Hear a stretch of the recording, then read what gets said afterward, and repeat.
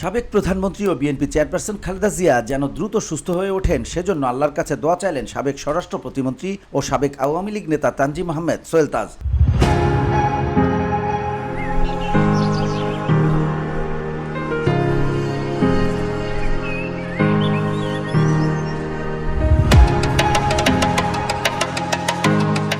শনিবার দুপুরে তার ভেরিফাইড ফেসবুক পেজে একথা লেখেন তিনি।